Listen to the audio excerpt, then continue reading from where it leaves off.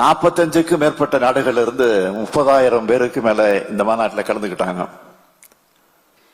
அது மட்டுமல்ல, சின்ன சின்ன நகரங்களுக்கு கூட போய் ஸ்டார்ட் அப் தமிழ்நாடு மூலமா இளைஞர்களை தொழில் தொடங்க ஊக்குவிக்கிறோம்.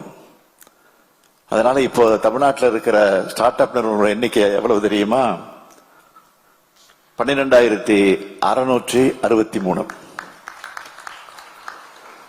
2021 மே வரை 2,146 நிறுவனங்கள் தான் இருந்துச்சு. நாம ஆட்சி பொறுப்பேற்ற 4 ஆண்டுகள்ல 12,663 என்ற வரலாற்று உயரத்தை தொட்டிருக்கோம். இத்தனை நிறுவனங்கள் தமிழ்நாட்டை நோக்கி வருவதற்கு என்ன காரணம்? வெளிப்படைத்தன்மையோடு இந்த அரசு செயல்படுது. திறன்மிக்க படிச்ச இளைஞர்கள் இங்க இருக்காங்க. பிசினஸ் ஃப்ரெண்ட்லி சூழல் இங்க நிலவுது. சட்டம் ஒழுங்கு இங்க சரியா இருக்கு. தமிழ்நாட்டோட வளர்ச்சியை பிடிக்காதவங்க அரசியல் காரணங்களுக்காக தவறான டேட்டாவையும் தவறான நியூஸையும் பரப்புறாங்க. ஆனா உண்மையான டேட்டாவை சொல்றேன்.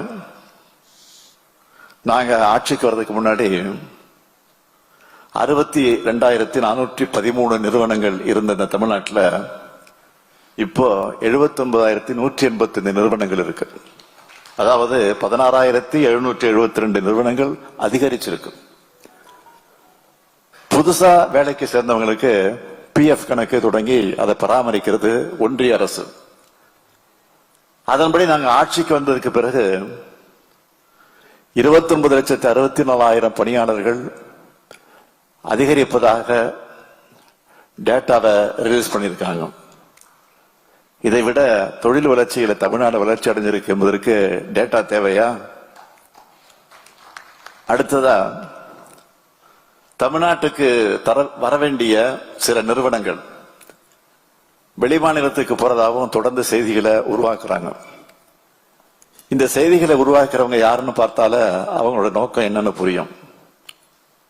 அதை விட அவங்க ஏன் இந்த செய்திகளை பரப்புறாங்கன்னு யோசிச்ச போதும் நமக்கு தெரிஞ்சிடும்.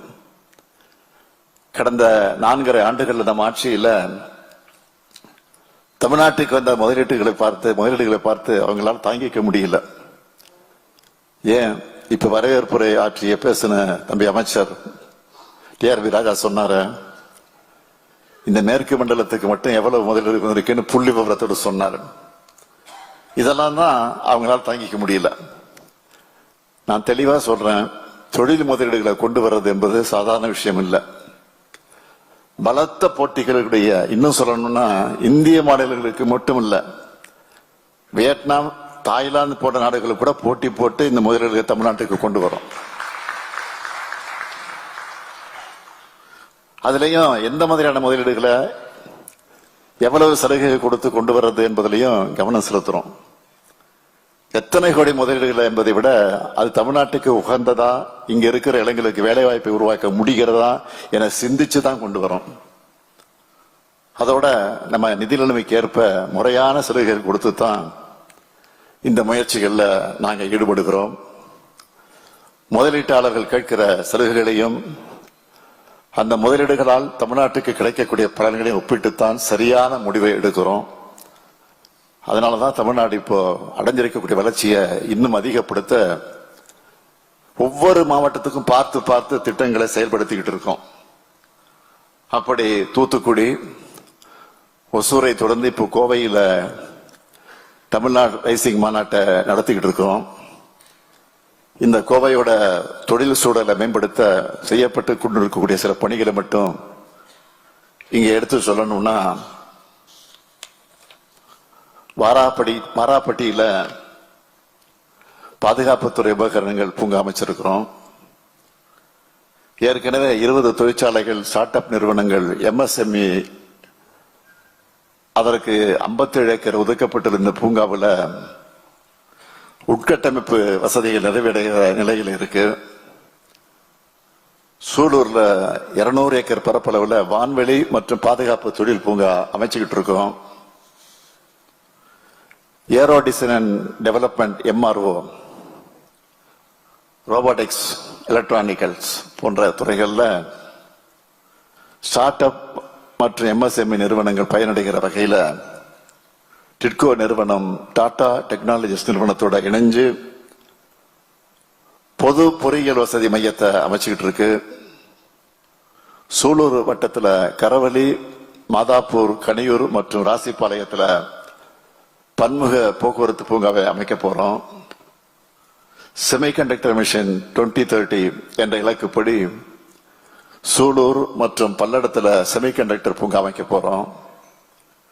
இதோட ஆவாரம்பாளையத்தில் உயர்தர பம்புகள் மற்றும் மோட்டார் உற்பத்திக்கான திறன்மிகு மையத்துக்கும், மூப்பேரிப்பாளையத்தில் வார்ப்புகள் மற்றும் உலோக வடிவமைப்பு மேம்பாட்டுக்கான திறன்மிகு மையத்துக்கு அடிக்கல் நாட்டியிருக்கிறேன். தொழிலும் கல்வித்துறையும் சேர்ந்து அறிவு பொருளாதாரம் உருவாக்கணும். அதுக்காகத்தான் தமிழ்நாடு பல்கலைக்கழக ஆராய்ச்சி பூங்கா அறக்கட்டளை என்கிற புதிய நிறுவனத்தை அமைச்சிருக்கிறோம். புதுமைக்கு பெயர் பெற்ற கோவை மண்டலத்தில் இந்த நிறுவனம் 2,88,00,000 ரூபாய் மானியத்தோட பண்பாட்டு ஆராய்ச்சி திட்டங்களுக்கு நிதி அளிக்குது. இந்த திட்டங்களுக்கு முதல் தவணையா 78 லட்சம் ரூபாய் ஆராய்ச்சியாளர்கள் கிட்ட இந்த நிகழ்ச்சியில வழங்கி இருக்கிறோம். இந்த மாதிரி உங்களுக்கு என்ன தேவைன்னு பார்த்து பார்த்து செஞ்சு தர காரணத்தால்தான் சமீபத்தில் ஒன்றிய அரசு வெளியிட்டு இருக்கக்கூடிய ஈஸ் ஆஃப் டூயிங் பிசினஸ் தரவரிசையில் 4 பிரிவுகள்ல தமிழ்நாட்டுக்கு சாதனையாளர்கள் அங்கீகாரத்தை கொடுத்திருக்கிறாங்க. எனவே இன்னைக்கு புரிந்துணர்வு ஒப்பந்தம் மேற்கொள்ளும் நிறுவனங்கள் அடிக்கல் நாட்டி திறப்பு விழாவுக்கு தயாராகிடணும் உறுதியா சொல்ல முடியும். மற்ற முதலீட்டாளர்கள் மாநாடுகளை விட இந்த மாநாட்டுக்கு ஒரு தனி சிறப்பு இருக்கு. அது என்னன்னா, மொத்த முதலீடுகள்ல உள்ளூர் முதலீட்டாளர்களோட பங்களிப்பு என்பது இந்த மாநாட்டில் தான் மிக அதிகமாக இருக்கு. இந்த மேற்கு பகுதியுடைய தொழில் வளர்ச்சிக்கும் தொழில் முனைவோரின் திறனுக்கும் இதை விட ஒரு சாட்சி வேணுமா? இங்கே கூடியிருக்கக்கூடிய உங்களுக்கெல்லாம் நான் உறுதியா சொல்றேன், தமிழ்நாட்டில் முதலீடு செய்கிற உங்க திட்டங்களுக்கு எந்தவித தாமதமும் ஏற்படாது, எந்தவித தலையீடுகளும் இருக்காது. இங்க எல்லாமே வேகமா, தெளிவா, வெளிப்பட தன்மையோடு இருக்கும். இந்த அரசு தொழில் நிறுவனங்கள் மற்ற மக்களுடன் தமிழ்நாட்டோட வளர்ச்சிக்காக பார்ட்னர்ஷிப்பாக அமைச்சிருக்கிறோம். $1 டிரில்லியன் பொருளாதாரத்தை நோக்கி திராவிட மாடல் இன்றைக்கு வேகமா நடைபோடுது. தமிழ்நாட்டு இளைஞர்களை பத்தி நான் சொல்லித்தான் நீங்க தெரிஞ்சுக்கணும்னு இல்லை. கடுமையா நேர்மையா உழைப்பவர்கள், இன்னோவேட்டிவா சிந்திக்கக்கூடியவர்கள். அப்படிப்பட்ட எங்க இளைஞர்களை இன்னும் அப்ஸ்கில் பண்ணத்தான் நான் முதல்வன் போன்ற திட்டங்களை செயல்படுத்திக்கிட்டு இருக்கோம். உங்களுக்கு தேவையான மனிதவள ஆற்றல் இங்கே குறைவில்லாமல் கிடைக்கும். தமிழ்நாட்டில் முதலீடு செஞ்சீங்கன்னா தமிழ்நாடு மட்டுமல்ல, உங்க பிசினஸும் பல மடங்கு வளரும். இந்த சந்திப்பு நம் வளர்ச்சிக்கான ஒரு தொடக்கம் மட்டும்தான். நீங்க தொடர்ந்து தமிழ்நாட்டில் இன்வெஸ்ட் பண்ணுங்க. நீங்க மட்டுமல்ல, உங்க நண்பர்களுக்கும் இங்க இருக்கிற வாய்ப்புகளை எடுத்து சொல்லி முதலீடு செய்ய ஊக்குவிங்கன்னு அன்போடு கேட்டுக்கிறேன். உங்கள் எண்ணங்கள் செயலாகும், உங்கள் வெற்றிகள் தொடங்கும். இன்று 161 புரிந்துணர்வு ஒப்பந்தங்கள் உள்ளிட்ட 170 திட்டங்கள், 43,844 கோடி ரூபாய் மதிப்பிலான முதலீடுகள் மூலமா 1,709,000 பேருக்கு வேலைவாய்ப்பு கிடைக்க உள்ள உங்கள் அனைவரையும் மீண்டும் வருக வருக வருக வருக என வரவேற்று நிறைவு செய்கிறேன். நன்றி, வணக்கம்.